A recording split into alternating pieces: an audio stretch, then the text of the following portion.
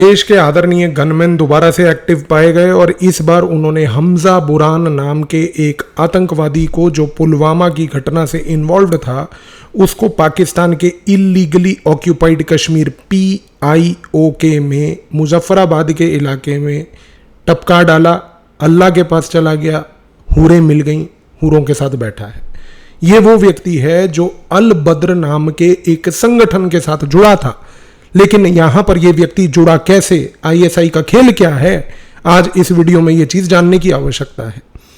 1971 में जब ईस्ट पाकिस्तान के अंदर परिस्थितियां गंभीर थीं, जब वहां पर ऑपरेशंस चल रहे थे, उस दौरान पाकिस्तान ने ईस्ट पाकिस्तान के अंदर अल बद्र नाम का एक संगठन क्रिएट किया था। अल बद्र का उद्देश्य यह था कि वो ईस्ट पाकिस्तान में रहकर वहां के बंगाली मुसलमानों के ऊपर अत्याचार करेगी ISI के बिहाफ पे। 1971 के बाद इस अत्याचार को रोका नहीं गया, क्योंकि इस अत्याचार करने के लिए जब अल बद्र को ट्रेन कर लिया गया था, ट्रेनिंग के बाद अल बद्र के लोगों को अफगानिस्तान के थिएटर में उतारा गया। 1979 से लेकर 1988 तक अल बद्र का मैन पावर अफगानिस्तान के थिएटर में ऑपरेट करता रहा। लेकिन 1989 के बाद अल बद्र को कश्मीर घाटी में उतारा गया। जब कश्मीर घाटी में उतारा गया तो अल बद्र उस समय हिजबुल मुजाहिदीन के साथ मिलजुल कर काम करती थी। हिजबुल मुजाहिदीन एक ऐसा संगठन था जिसको पाकिस्तान ने नर्चर और सपोर्ट किया था, जिसमें पाकिस्तान ने लोकल कश्मीरी यूथ को हिजबुल से जोड़कर उनके थ्रू भारत के कश्मीर के अंदर इल्लीगल सबवर्जन करवाया था। अल बद्र क्योंकि यहां पर हिजबुल के साथ जुड़ा था और क्योंकि हिजबुल जो है वो लोकल लेवल के लोगों से जुड़ी हुई थी और लोकल कश्मीरियों का ग्रुप था जिसको ISI का पेट्रोनेज और सपोर्ट था, इस कॉन्टेक्स्ट में भारत की इंटेलिजेंस ब्यूरो के काउंटर ऑपरेशंस जो इंटेलिजेंस लेवल पर चलाए गए, उन्होंने 1997-1998 तक हिजबुल मुजाहिदीन के अंदर स्प्लिट्स पैदा कर दिए थे। ये स्प्लिट्स कैसे हुए, क्यों हुए, इसके ऊपर कभी डिटेल्ड में अलग विषय एक वीडियो बन सकता है, चाहिए होगा तो कमेंट में बताइएगा।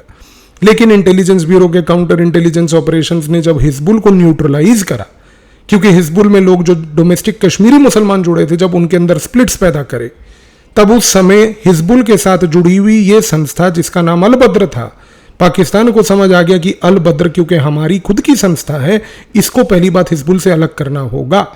इसी रीजन से 1998 में हिजबुल और अल बद्र को कंप्लीटली सेपरेट कर दिया गया। हिजबुल जो धीरे धीरे इंटेलिजेंस ब्यूरो के शिकंजे में आकर फंसती जा रही थी, अल बद्र के ऊपर पाकिस्तान ने उतना ही शिकंजा कस लिया।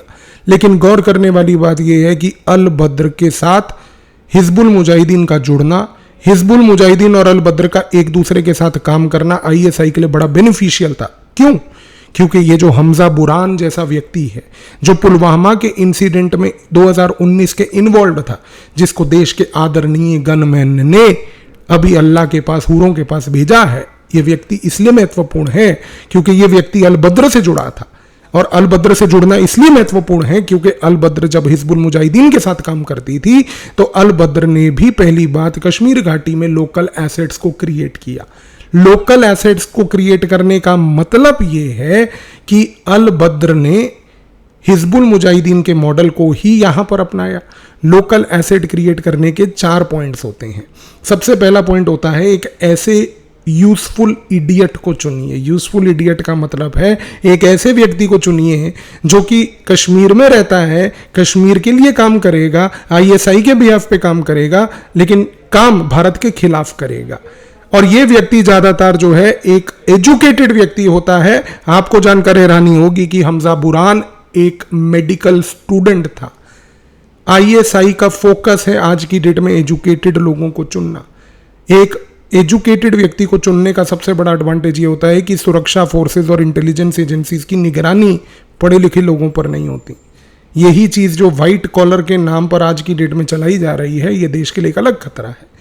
हमजा बुरहान की भी पूरी मेथडोलॉजी देखिए आप कि वो पुलवामा का नागरिक, भारत का आदमी, पुलवामा में रहने वाला, भारत का एक मेडिकल स्टूडेंट जिस व्यक्ति को पहले आईएसआई ने लोकल एसेट बनाया, लोकल एसेट बनाकर उसके थ्रू इंटेलिजेंस गैदरिंग करवाई, जिसमें उससे मिलिट्री कॉन्वॉयज जो पास कर रहे थे पुलवामा में उनके टाइमिंग्स नोट करवा के मंगवाए।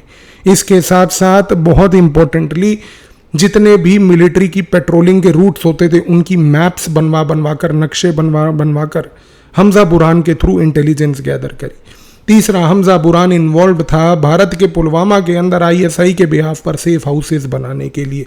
और चौथा, सबसे इंपॉर्टेंटली, उसने लोकल सिम कार्ड्स अपने नाम पर, अपने आधार कार्ड के नाम पर इशू करवाए और इनके थ्रू उसने पूरे के पूरी गतिविधि को अंजाम दिया।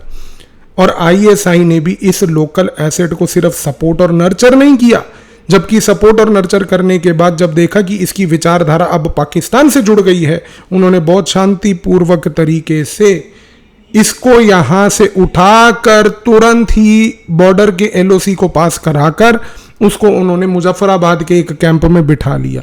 और मुजफ्फराबाद के कैंप में बिठाकर उसको एक लोकल एसेट से, क्योंकि इतना एक्सपीरियंस गैदर करके आया था, मुजफ्फराबाद में उसको एक नया पोस्ट दिया गया जिसका नाम रखा गया ऑपरेशन हैंडलर। ऑपरेशन हैंडलर होने के नाते उसने पुलवामा के अंदर अपनी भूगोल की knowledge, geographic knowledge of Pulwama को यूज किया।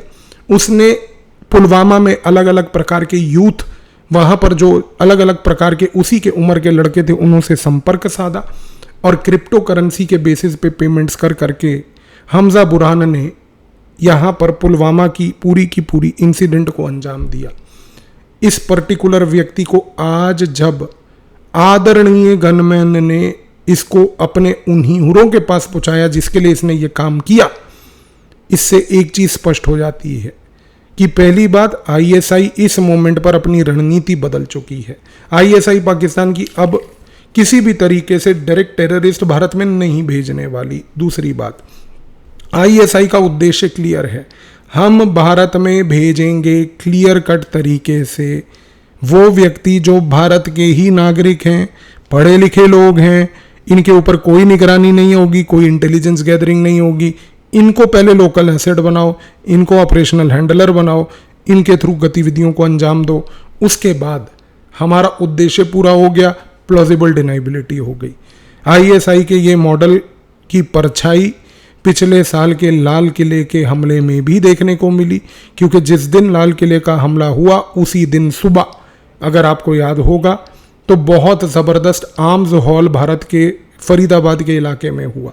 अल फाता यूनिवर्सिटी से जुड़े हुए लोग वहाँ पर पकड़े गए। एक पूरा का पूरा नेक्सस निकला। और इस चीज़ को, इस गेम को जिस बंदे ने समझ लिया, वो आज की डेट में जान सकता है कि आगे भारत के लिए इस मोमेंट पर किस प्रकार की एक सुरक्षा की खतरा यहाँ पर आने वाला है। धन्यवाद।